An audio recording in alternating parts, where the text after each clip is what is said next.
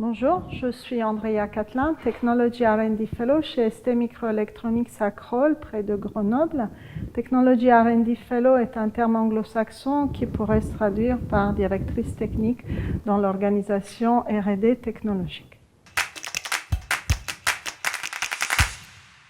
J'ai commencé mes études d'ingénieur en Roumanie à la Politehnica de Bucarest. J'ai obtenu mon diplôme d'ingénieur à l'ISEN Lille en 1994, puis mon doctorat en microélectronique à l'Université des sciences et technologies de Lille en 1998. En 2013, j'ai reçu l'habilitation à diriger des recherches de cette même université et il y a quelques mois, il m'a été remis les insignes et le titre de docteur honoris causa de l'Université de Lund en Suède.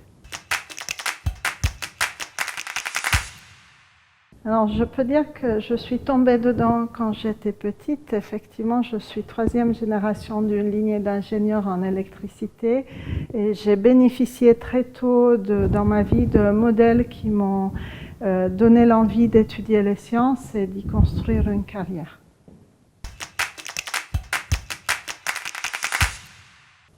Donc, les femmes sont une minorité dans l'industrie du semi-conducteur et plus vous montez dans la hiérarchie, plus le pourcentage diminue. Donc après les 10 premières années passées dans l'industrie, j'ai été challengée pour accéder à la partie haute de la pyramide hiérarchique. Et depuis lors, j'ai toujours senti que je devais être 2 fois meilleure qu'un homme pour réussir. Donc des traditions et des coutumes sont inculquées chez les gens depuis leur jeune enfance. Et malheureusement, l'égalité dans la diversité n'est pas encore acquise. Donc nous devons toutes prendre des rôles modèles auprès des jeunes personnes pour les aider à se construire dans l'égalité femmes-hommes. Nous devons aussi veiller à ce qu'il n'y ait plus de discrimination, de harcèlement ou de mots dits de travers. Et on doit les dénoncer avec force à chaque fois. Et ceci doit devenir un mode de vie. Donc cette opération est nécessaire actuellement pour rendre aux femmes la place et la considération méritée. Mais l'objectif serait de transformer ce prix en celui de l'ingénieur de l'année en considérant à part égale les femmes et les hommes. Donc, être nominée parmi les finalistes d'ingénieuse est une reconnaissance très importante pour moi à titre aussi bien personnel que professionnel. Et je souhaite donner l'exemple auprès de jeunes générations d'ingénieurs et de futurs ingénieurs.